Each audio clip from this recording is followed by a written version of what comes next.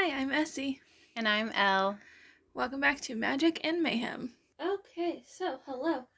We are doing our January book club pick for the M&M book club. Yes, I'm going to call it the M&M book club because I can't. M&Ms are good. They are. So we read The Last Devil to Die by Richard Osman. As always with all of our book club picks, there will be spoilers in this episode. So if you do not wish to have any spoilers for the book, thank you for joining us. We'll catch you in the next one. But yeah, so this is actually the fourth one in the Thursday Murder Club series. I just finished it today, so nothing like last minute. So there was a lot of death in this one. There was a lot of death in this one. I'm not complaining about that at all, though. This might have been the heaviest death count of the books, other than maybe one? I would say one might have had more. No, I actually tabbed it. But just where the people's names are. Technically 7 deaths with 6 murders. So, a lot of death. I liked, in my kind of favorite part of the book was the box, though. My favorite character was the box. The box?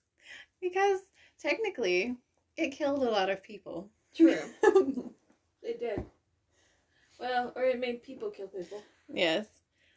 I thought it was very interesting how it wasn't like precisely said to be supernatural.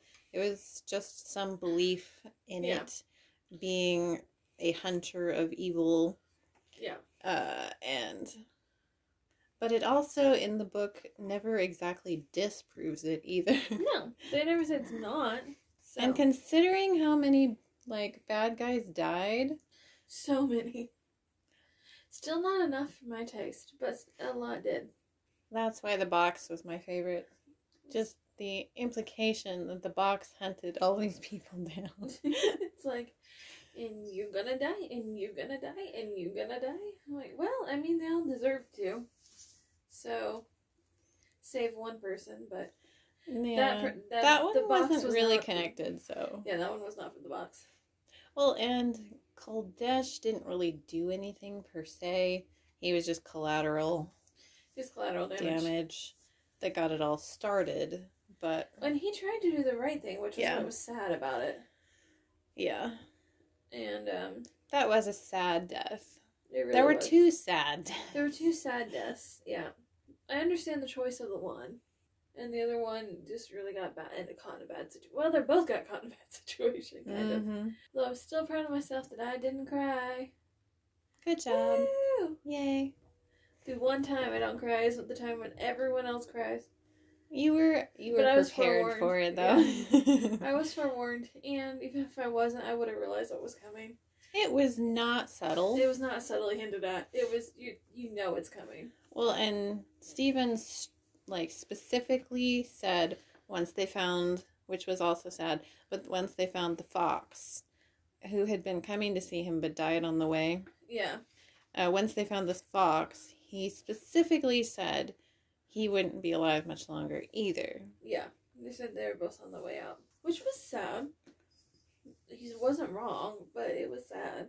Well, like you said, even in the very start, Joyce said she thought one of them was going to go. Yeah, she said that not all of them would make it to the next new year. And I was like, oh yeah, someone for sure died. I'm glad Richard Osman didn't kill off one of the 4 main characters. Because number one, because he couldn't write more books as well as these. Because they need all 4 of them in their little party to do what they do. But they, yeah, I agree. They all have a really key part to play. Yeah, so it wouldn't really be the same if he had killed off one of the main 4 characters. Now, granted, he still killed a main character. Mm-hmm. But not one of the, 4 that everyone thinks of when they think of this series. So. Well, I mean, Stephen was still, he still helped on cases all the time. Yeah, he solved the major case in the last 2 books. Mm-hmm. He solved this one and The Bullet That Missed, both. So he'll still be missed by them. Yeah. Either way, he always did still contribute, even if he wasn't always fully aware. He was still sharp when he was aware. Even when he wasn't aware, he still found ways to tell Elizabeth things. Even if he didn't fully realize it, what he was doing, he still found ways. Because, like, she thought he was just not all with it, and he was when he was actually trying to tell her something. About about Koldesh. About Koldesh and what had happened and everything. Even though he wasn't fully there, he was still like, this is important somehow, I'm gonna say it. Yeah. I thought the whole scene where he was trying to, you were in his perspective, and it was sad how he was trying to think of things, and he couldn't remember, and he just like kept going in circles, and he knew he was, but he couldn't help it, and he couldn't stop it. So that was a sad scene. It was very sad, but it also kind of helped to show how he was so sharp no matter what was going on. Yeah. And it always managed to shine through, even when he didn't completely know. Enough of him knew what was going on. Yeah. To still be able to connect things, even if he didn't realize he was. Yeah. So it is unfortunate that one of a really important member of the crew is gone. Yeah. I've kind of been braced for that since book 1, though, because clearly in book 1 it was like, oh, he doesn't mind killing off kind of central characters. Okay. Yes. So I've been braced for another one. I feel like we haven't had one in the last 2 books till now. Yeah, 3 really wasn't sad at all. No. That I can't think of anything particularly sad in 3. No. So that also was telling you. Yeah. It's like, oh, by the way, since nothing happened in 3, be prepared. For 4, yes. Like, well, and that's the nice thing was I had, no one had been giving spoilers or anything online, obviously, but I heard several people said that they bawled their way through it, so, like, I was like, oh, yeah, so, like, I thought, it's gonna be sad. Also, it's longer than the last few. I don't know if you noticed that. It is longer, yeah. So I think that's, kind of also a tip off that there's more happening than just... Because, like, in the 3rd one, it was mainly just, like, the murders. There wasn't a whole lot of, like, extra things happening. Like, I mean, there was one thing, but it wasn't that involved. Whereas this one was kind of involved with everything with Stephen happening. So, also the murder case itself was pretty involved, but... Yeah. Although, even in 3, there were hints that it was going to be Stephen. Yeah, there were. I've been worried about Stephen for a while. Mm-hmm. Because, and just the little bit that we do get to know him, I did have the feeling he would not want to do what everyone assumed that he was going to do, or that everyone assumed Elizabeth was going to do, which is just put him in a home. Mm-hmm. I was like, oh, I don't think Stephen would go for that. And it is technically his choice. Well, and he was smart enough to write his future self a letter. That was very smart. Yeah. So, you know how forward-thinking he was because he thought of that. Yeah. It's kind of sad that he knew ahead of time what was happening and still had to, like... Go through it and deal with it. And although what's funny about it, it's not funny, haha, obviously, but like the one that got me, not Elizabeth's reaction, Bogdan's reaction got me. Oh, I know. I know, right? Of the 2, was that the one that was like him just bawling with Donna? It was like, oh. I was like, even Elizabeth's reaction didn't get to me as much as Bogdan's did, and I'm like, you would think that the wife's reaction would get to me more. Now, even Joyce's reaction got to me a bit more. I was like, but of course we get Joyce's point of view though, so that's probably part of it. It's because she writes everything down. But yeah, well, it's funny to me that in book 1, I wasn't until the end. I wasn't so sure I even liked Bogdan. Yeah. until the end. And then I was like, no, I like him. Mm-hmm. And now he's like one of my favorite characters. Right? I love Bogdan. He's so fantastic. But, yeah, and that's part of why his section was emotional, is because I love him. Yeah. And, you know, he was like, I have to be strong for Elizabeth. Yeah. And, you know, all of this. But then when he was allowed to, it was so sad. Yeah. Well, also when Stephen asked if Bogdan was his son. Oh, yeah. I'm like, not by blood, but... Close enough. In his heart, yes. Well, because that was like, all the time, he was so good to Stephen. He was. That's what made me like him initially. Yeah. Was how he treated Stephen. Mm-hmm. And Elizabeth, too. Well, yeah. Whenever Elizabeth's like, I need help, he's like, okay, where? Because I don't know, any hour does not matter. He just wakes up, do you need me? And she's like, yes. He's like, okay, I'm coming. Whatever she needs, he'll get it. And in, I think it was book 3, or was it 2? I don't remember, but when Elizabeth called him to stall Stephen, because Stephen thought he had to go to work or go somewhere, and it was like 3 a.m, and she called him, and he picked up immediately what was going on. He pretended he was coming to get him, and he said he'd be there in like 2 hours, knowing that by then he'd be back asleep and it would be fine. Yeah, I think that was book 2. Was it? I couldn't quite remember which one it was. Because I feel like book 3 didn't have that much sad Stephen stuff. The sad Stephen thing happened in book 3 where he forgot how to play chess. Yeah, that was sad. With Bogdan. But past that, there wasn't that much, which really also should have prepared us for book 4. All of it was sad. There was hints like that. I was already pretty suspicious. Yeah. Something was going to happen. Although I'm still salty at you for not telling me that the fox dies. I'm sorry.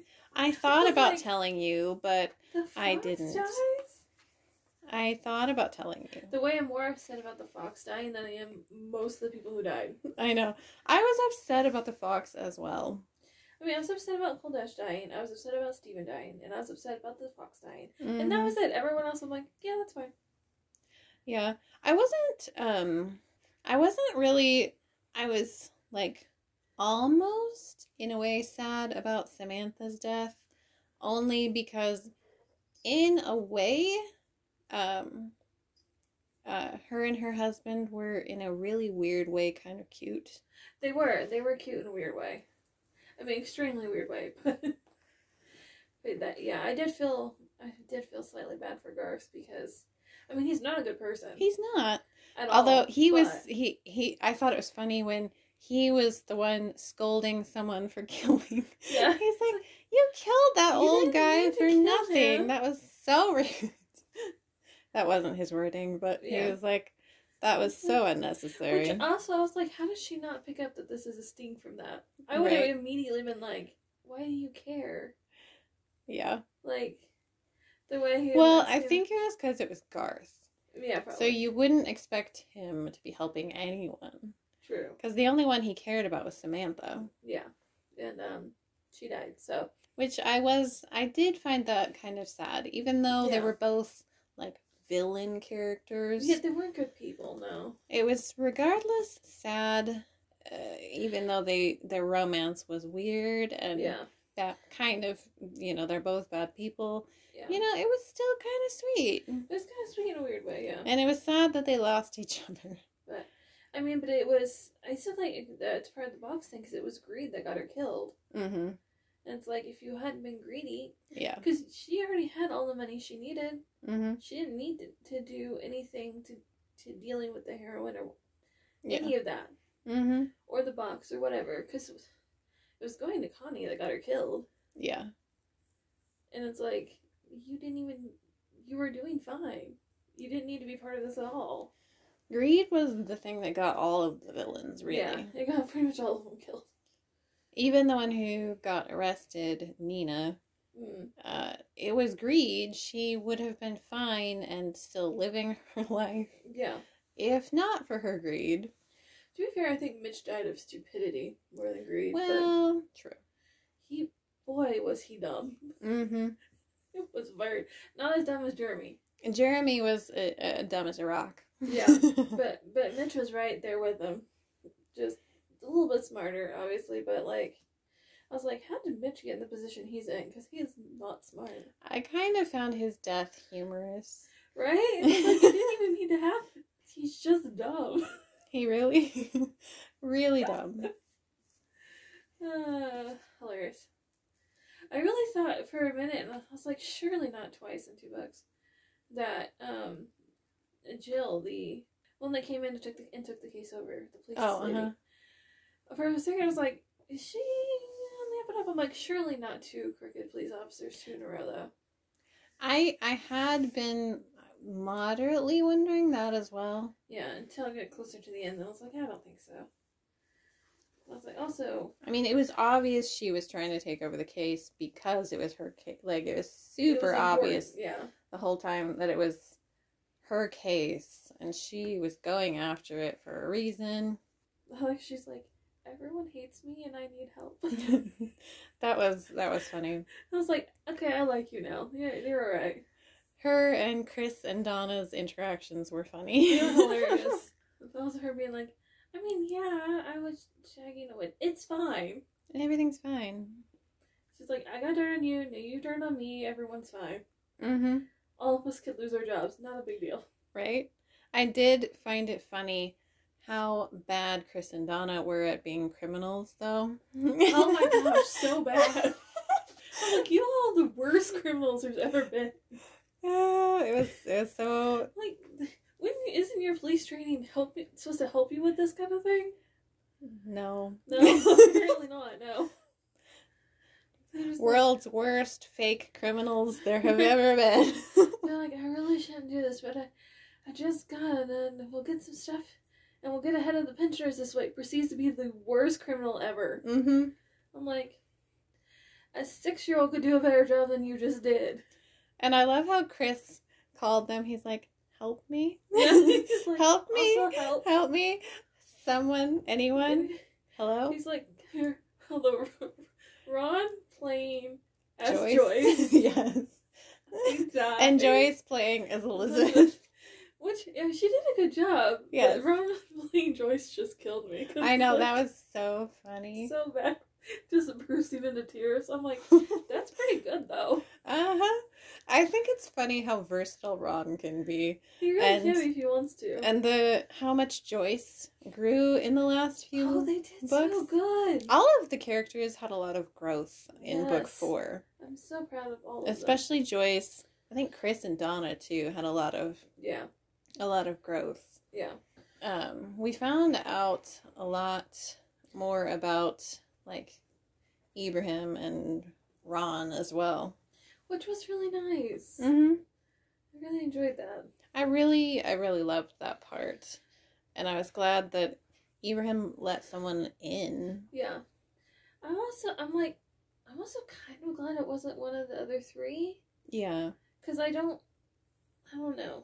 They're all kind of not loud and flighty, but a bit. I mean, not flighty, but you know, Bob's very even. Mm-hmm. He made sense. Yeah. As someone to confide in. Yeah. Who's not going to say anything. Joyce would definitely say something.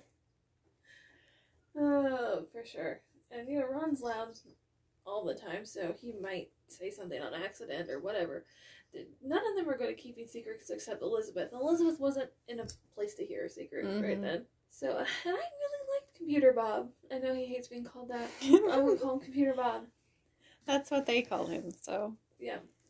He's like, just Bob. They're like, no, Computer Bob. And I like the friendship he's forming with them and with Ibrahim in particular. Yeah. I really wish I had marked the place where he and Ibrahim talk. Oh, you didn't? Oh, sad. I only marked the people. I told you that. Okay. Bob didn't really say anything beyond, like, affirming that he was listening. Mm-hmm. I think he was sensing that he just needed to let him talk. Yeah, I think so. Because Ibrahim doesn't really talk to a whole lot of people. I mean, he's a therapist. He's used to people talking to him. Mm-hmm. or at him. I feel like he needs someone calm like Bob. Yes. And they do have some similar personality type, like characteristics. So I think that'd be easier too. I'm also like, but I want Graham to find somebody. I know, it's... Ron did. Like, even Ron found somebody. Yeah. It's a little sad. I mean, you don't have to find somebody. It's no, okay. Of course not. But it's a little sad that even Ron gets someone. Well, because he comments in the book that everyone has someone but him. Mm-hmm. And I'm like, what the hell? Like, kind of in a way that suggests maybe he wants to have somebody. Yeah. No, I know. And that was what made it kind of sad. Yeah.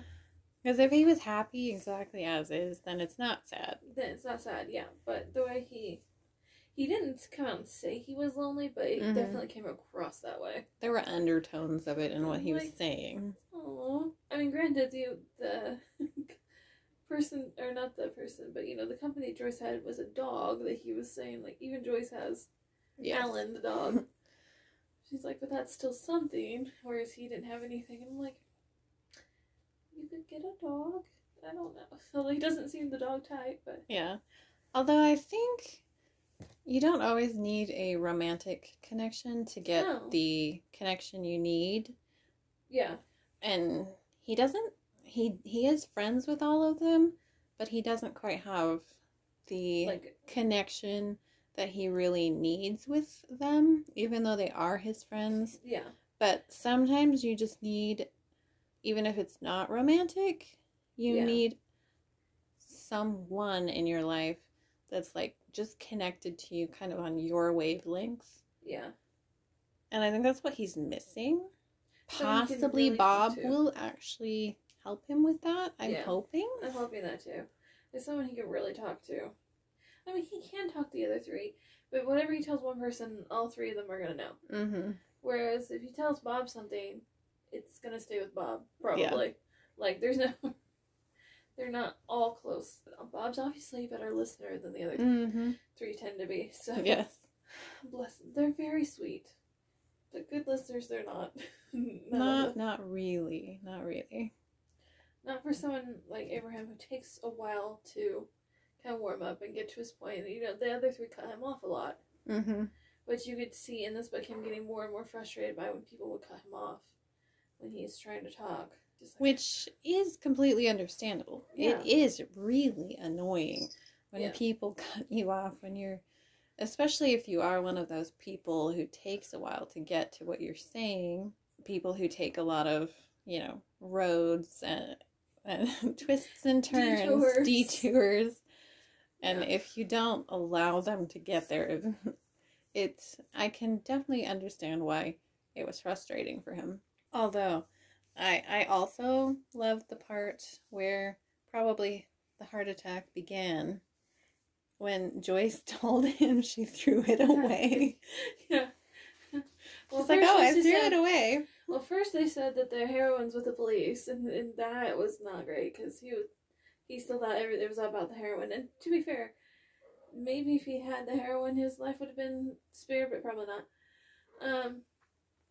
But then we found out it was actually about the box, and then she's like, yeah, I threw it away. Yeah. Well, he had been under a lot of stress for the last few weeks trying to find this heroine that he thought, he was going to get killed over, which he would have, probably. Yeah.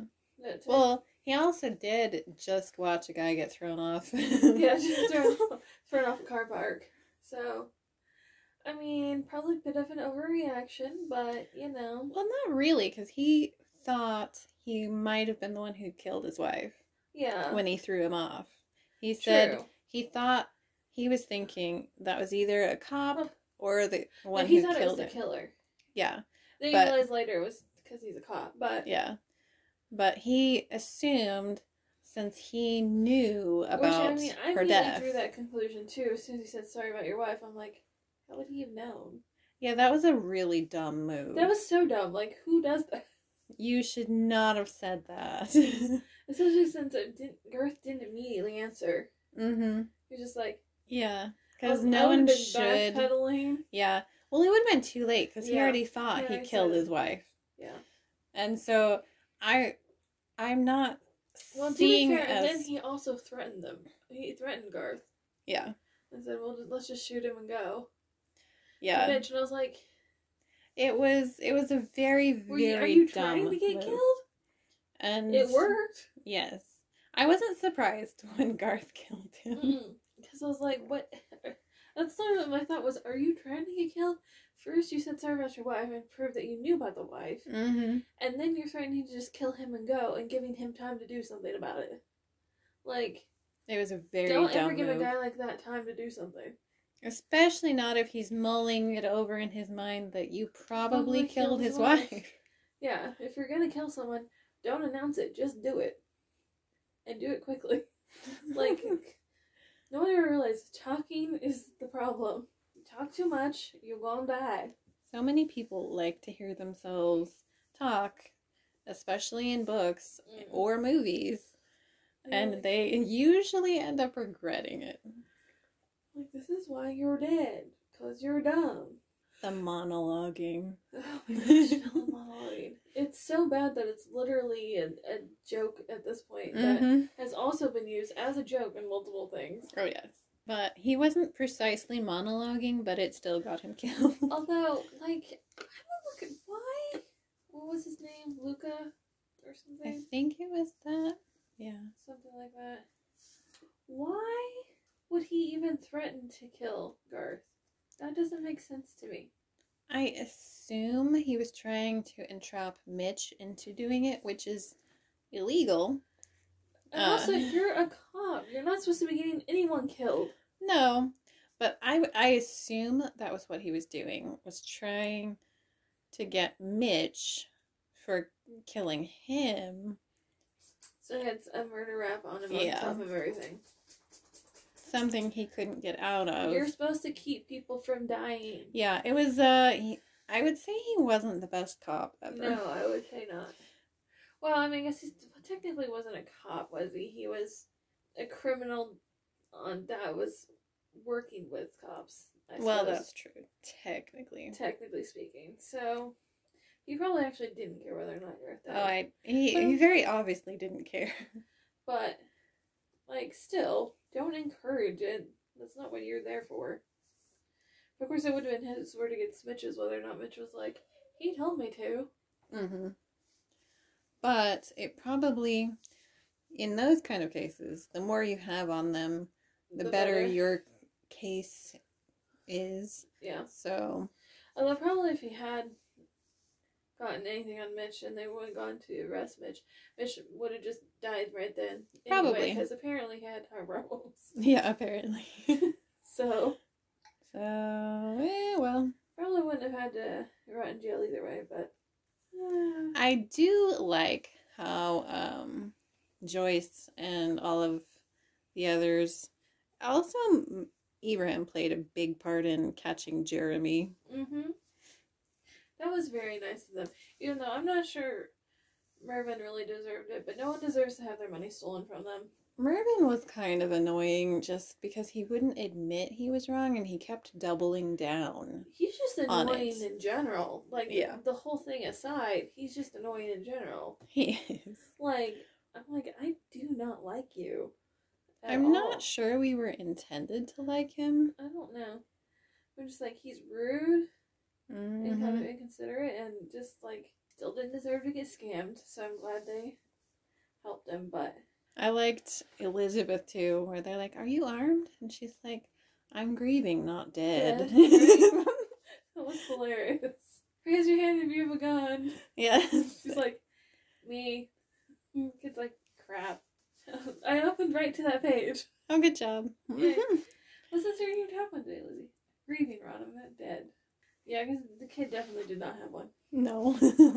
He wasn't smart enough to come prepared. He was just expecting to, like, quietly shake down an old person. Like, not, what he got. Mm-hmm. Which is the murder club.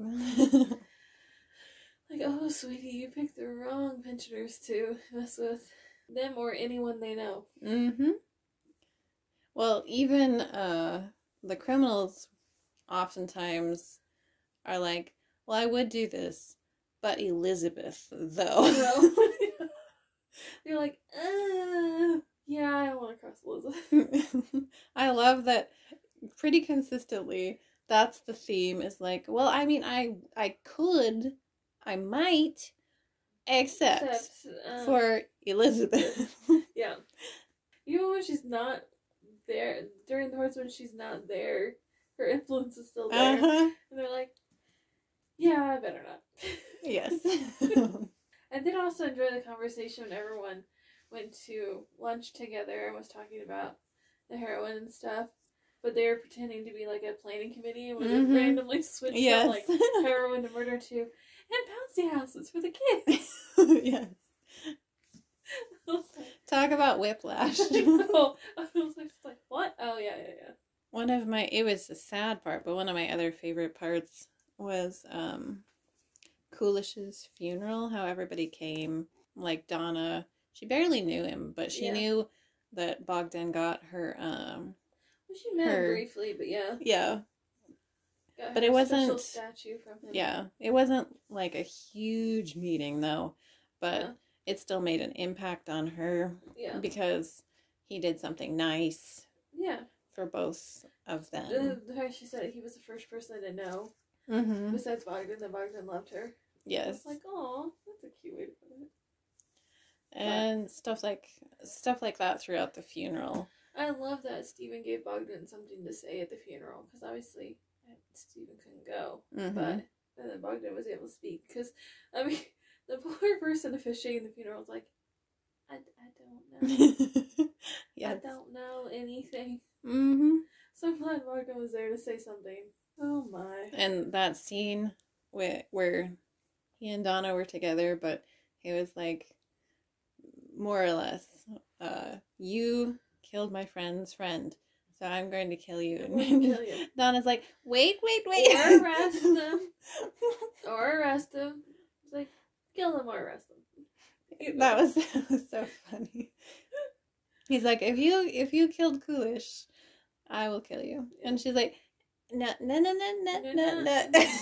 maybe not murder. She's like, take a moment. Maybe not murder. Take a step back. We will arrest him. Although I also thought funny is like when later they're like, Bogdan, I can't believe he lied to Donna. Donna's like, he didn't. Yes. I knew. And they're like, what? Yeah, that was fantastic. They were going to be like, I'm so ashamed of you. And she's like, about that.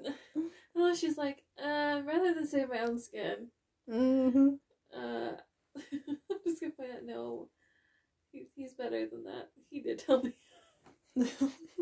I love them as a couple. They're very cute. Delightful as a couple. They're probably one of my favorite couples, actually. I guess we have Ron. Chris. And... Oh, well, yeah. Chris and one of the P's. I know, there's too many P names. It's not Pauline, it's the other one. Patrice. Oh, yeah, Patrice. There we go. I'm not a huge fan of them as a couple. I mean, they're fine. But they're fine. Yeah. They're not... We also don't get that much time with them. But I'm also not a huge fan of Ron and Pauline. They're fine. But they're not Donna and Bogdan level. No. Or Elizabeth and Stephen level. So I don't feel like they're supposed to be, though. No, probably not. But that is the thing. Relationships are really varied, and if it works for them, it works for them, and that's great. That is one thing I do like. Like, everybody in the book feels very much like their own person. No one feels like the same. Mm-hmm. Even the couples are all completely different. Yeah. Vastly different. Vastly different. Oh, the other part that I think is weirdly adorable is Ibrahim's therapy sessions. Yeah, even though she's a terrible person. She's terrible. She's an awful person. What's her name? Connie. There we go, Connie. I was like, it's C something. But... Yeah, and they introduced another C as well. Mm-hmm. So it's like, gosh darn it, guys. I know it when I'm reading it, but after the fact, I'm like, oh, I can't think. Well, that's why I marked it, so we know who everyone is. Yes. Although I don't think I marked Connie because she was from the previous book, but... Yeah. But I think it's so funny, his sessions with Connie. And how, in the, like, one perspective we got from Connie, how she was feeling guilty about lying and not telling... Not about the murder. Yes. But about lying. Lying to everyone. And he's probably like, the one she was so proud of herself for only punching the girl once. She's like, be like, proud of me, Ibrahim. Be proud of me. He's like, well, I kind of am, but... He's like, also, can we just, like, not hit people so bad that they have to get medical treatment? Yes. He's like, but... He's so torn about it. He's like, but it's progress. It's better. And then she was like, you didn't praise me enough. Yes. He's like, fine, yes, you did very good. Good job. Crack me up. Those two are oddly funny. They're very oddly funny. Endearing. I'm still a little put out with Connie right now, but... Yeah. She feels bad about lying to Ibrahim for it, though.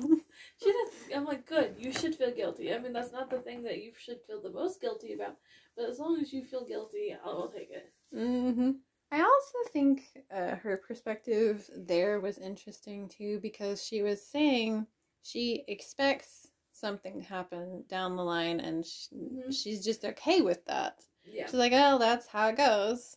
Yeah. Someday when he finds out that I killed his wife, he'll be coming for me.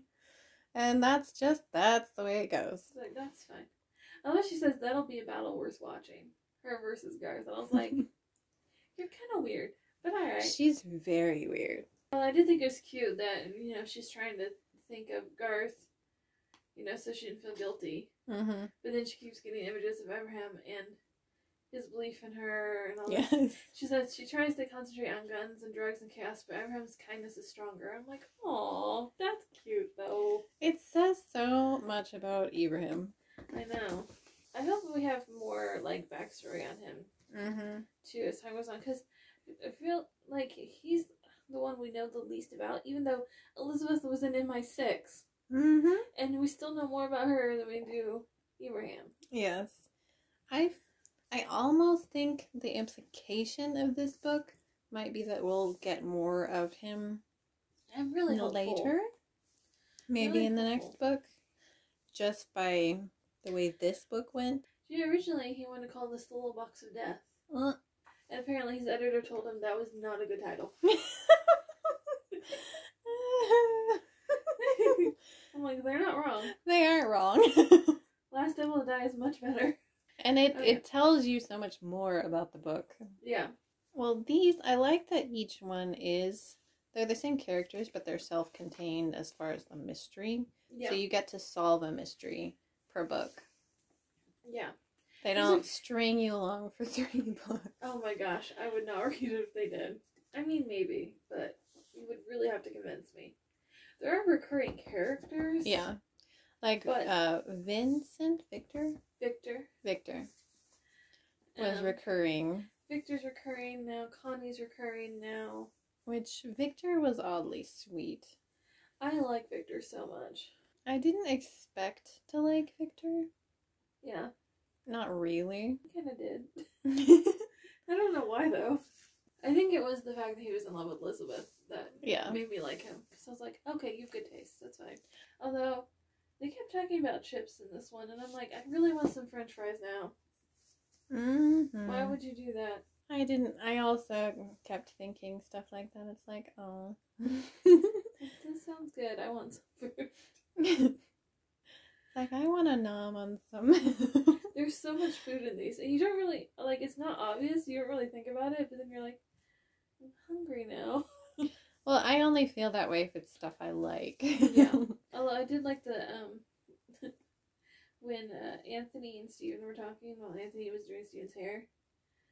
When they're talking about Freddy the Frog. And Anthony said, perhaps he croaked. Such a terrible joke, but I loved it. Oh, yeah. I'm like, also, how do you get that kind of a nickname? I really don't know. That's not a good one. No. So, cry count. Cry count? Yes. Okay. I don't think I actually cried when the fox died, but I was at least close to misty-eyed. Mm. How about you? Like through the whole book or just for when the fox No, died? we're counting the fox at the moment. I don't remember. Maybe I got misty-eyed. I definitely didn't cry. Maybe I got misty-eyed. I was upset about the fox. I wasn't that upset about it, only because as soon as Steven said he hadn't seen it, I was like, oh no. Mm-hmm. It's not alive anymore. Oh, yeah. I only remember getting misty-eyed once in the whole book, and it wasn't for the fox. I was sad, but it wasn't for the fox. What part of Steven's passing made you misty-eyed? I'm gonna have to find it. Oh, this chapter 62, where it's talking about this Thursday's for Steven. Because they're not getting murdered. Everyone's in their own thing, doing their own thing. Everyone's crying. That whole chapter made me a little teary. I say whole chapter, it's like a page. Yes. That's like all you get.